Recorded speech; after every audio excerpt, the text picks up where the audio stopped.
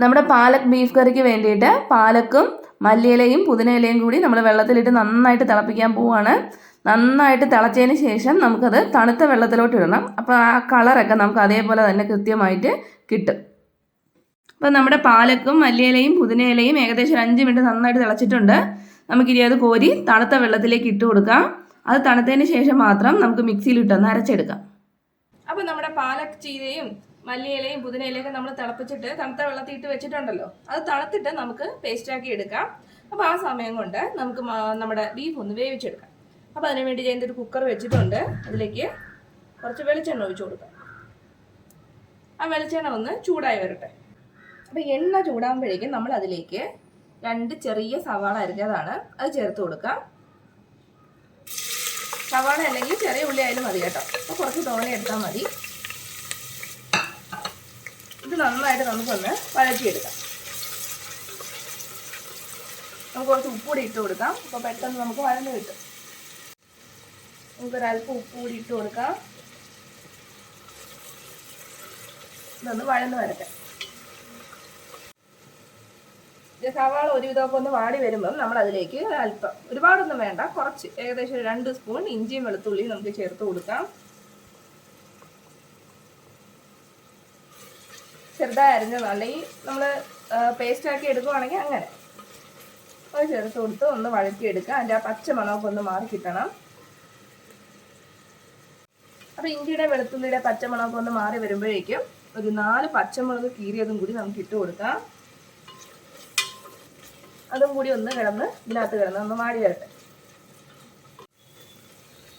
പച്ചമുളകിൻ്റെ ആ പച്ചമുളകൊക്കെ മാറി കിട്ടിയിട്ടുണ്ട്. ഇനി നമുക്ക് തക്കാളി ചേർത്ത് കൊടുക്കാം. ഒരു വലിയ തക്കാളി കേട്ടോ.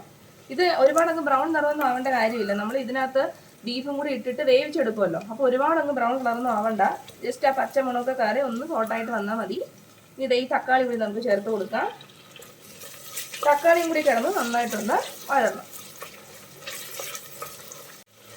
അപ്പോൾ നമ്മുടെ പാലക് ചീര നമുക്ക് എല്ലാ കടയിലും എന്ന് വെച്ചാൽ നമ്മുടെ സൂപ്പർ മാർക്കറ്റിൽ കിട്ടും. പിന്നെ പച്ചക്കറി കടയിലേക്ക് കിട്ടും കേട്ടോ. നമ്മുടെ പാലക് ചീര എന്ന് പറഞ്ഞാൽ മതി.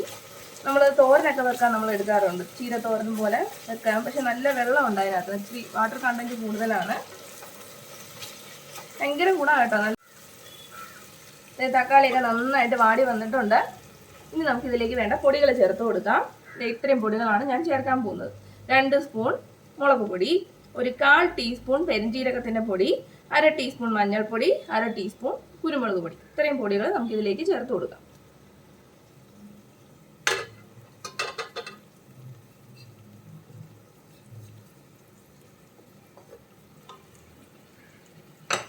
ഇനി ഇതിൻ്റെയൊക്കെ പച്ചമണമൊക്കെ ഒന്ന് മാറി വരുന്നവരെ നമുക്ക് നന്നായിട്ടൊന്ന് വഴറ്റിയെടുക്കാം. അപ്പോൾ നമ്മുടെ അതേ മസാലപ്പൊടികളൊക്കെ നന്നായിട്ട് മൂത്ത് വന്നിട്ടുണ്ട്. ഇനി നമുക്കിതിലേക്ക് നമ്മൾ കഴുകി വൃത്തിയാക്കി വെച്ചിട്ടുള്ള ബീഫ് ചേർത്ത് കൊടുക്കാം. അപ്പം നമ്മുടെ പൊടികളൊക്കെ മൂത്ത് എണ്ണയൊക്കെ തെളിഞ്ഞ് വന്നിട്ടുണ്ട്. നമുക്ക് ഈ സമയത്ത് നമ്മൾ എടുത്തു വെച്ചിരിക്കുന്ന ബീഫ് ചേർത്ത് കൊടുക്കാം. ഇത് 1/2 കിലോ ബീഫ് കേട്ടോ. ഞാൻ നന്നായിട്ട് കഴുകി വെച്ചിരിക്കുന്നതാണ്. ഇത് നമുക്ക് ഇതിലേക്ക് ഇട്ട് കൊടുക്കാം.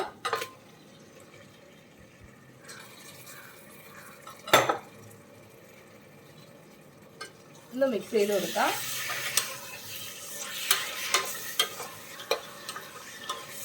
കുറച്ച് ഉപ്പും കൂടി ഇട്ട് കൊടുക്കാം കേട്ടോ. നമ്മളിത് ഉപ്പൊന്നും ചേർത്തിട്ടില്ല. നമുക്ക് അതിലേക്ക് കുറച്ച് ഉപ്പ് ഇട്ട് കൊടുക്കാം.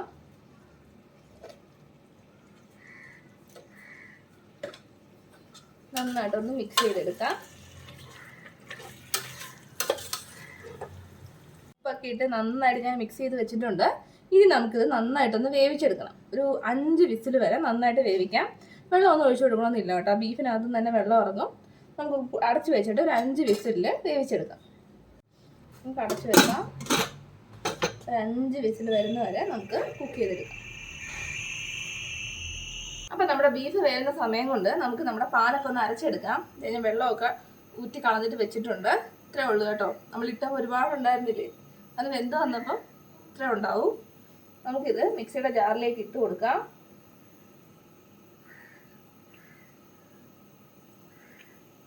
വെള്ളമൊന്നും ഒഴിക്കേണ്ട കേട്ടോ. അതിനകത്ത് തന്നെ വെള്ളമുണ്ട്. ഇനി അതിലേക്ക് ഒരു 3 പച്ചമുളകും കൂടി നമുക്ക് ഇട്ട് കൊടുക്കാം. 3 പച്ചമുളക് കൂടെ ചേർത്ത് പേസ്റ്റ് പോലെ നന്നായിട്ടൊന്ന് അരച്ചുകൊണ്ട് വരാം നമുക്ക്. കുക്കറിൽ 5 വിസിൽ വന്നിട്ടുണ്ട് കേട്ടോ. കുക്കർ നന്നായിട്ട് തണുത്തിട്ടുണ്ട്. നമുക്കിനി തുറന്ന് നോക്കാം. ഈ വിസിൽ മാറ്റിയിട്ട് തുറക്കുന്നതായിരിക്കും കേട്ടോ എപ്പോഴും നല്ലത്. ആ ഒരു ചൂടിലൊക്കെ നമുക്ക് നമ്മുടെ ബീഫ് നന്നായിട്ട് വെന്ത് കിട്ടിയിട്ടുണ്ട്. അധികം വെള്ളമൊന്നുമില്ല കേട്ടോ. നമ്മൾ വെള്ളമൊന്നും ഒഴിച്ചില്ല, ബീഫിൽ നിന്ന് ഇറങ്ങിയ വെള്ളം തന്നെയാണ്. അപ്പോൾ ഞാൻ കറി വെച്ചിട്ട് ഒന്നുകൂടെ ഒന്ന് തിളച്ചിട്ടുണ്ട്. ചാറൊക്കെ നല്ല കുറുകിയ അവസ്ഥ കേട്ടോ. സമയത്ത് ഇതിൽ ഉപ്പൊക്കെ ഒന്ന് ചെക്ക് ചെയ്യാം. കുറവാണെങ്കിൽ നമുക്ക് കുറച്ചുകൂടി ചേർത്ത് കൊടുക്കാം കേട്ടോ. അപ്പോൾ ഉപ്പൊക്കെ നമുക്ക് കൃത്യമായിട്ട് അതിനകത്തുണ്ട്. ഇനി നമ്മൾ അരച്ച് വെച്ച പാലക്കില്ലേ, അത് നമുക്കിതിലേക്ക് ചേർത്ത് കൊടുക്കാം. ഞാൻ വെള്ളമൊന്നും ചേർത്തിട്ടില്ല, അതിൻ്റെ അകത്ത് തന്നെ ഉള്ള വെള്ളം കേട്ടോ. പാലക്കിലൊക്കെ നന്നായിട്ട് വെള്ളം ഇറങ്ങുന്ന സാധനമാണ്. ഇത് നമുക്കിതിലേക്ക് ചേർത്ത് കൊടുക്കാം.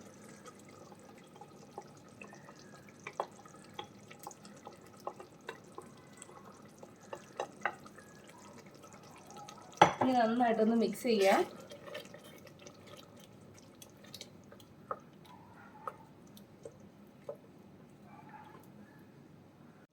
നമ്മുടെ പാലക്കൊക്കെ ചേർത്തിട്ടുണ്ട്.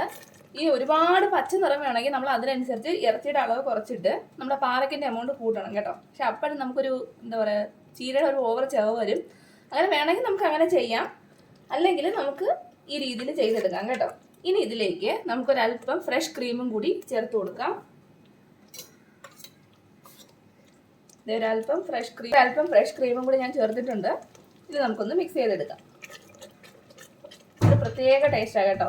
നമ്മുടെ ബീഫിൻ്റെയും ആ പാലക്കിൻ്റെയും ക്രീമിൻ്റെയൊക്കെ ഒരു പ്രത്യേക ടേസ്റ്റും പ്രത്യേക സ്മെല്ലും ഒക്കെയാണ് ഇതിന്. ഫൈനലായിട്ട് നമ്മൾ ചേർക്കേണ്ടത് ഒരു 1/2 ടീസ്പൂൺ മീറ്റ് മസാല കേട്ടോ. അതുകൂടി നമുക്ക് ചേർത്ത് കൊടുക്കാം. കൂടെ തന്നെ ഒരു 2 പച്ചമുളക് കീറിയത് ഇത് നമുക്ക് ചേർത്ത് കൊടുക്കാം.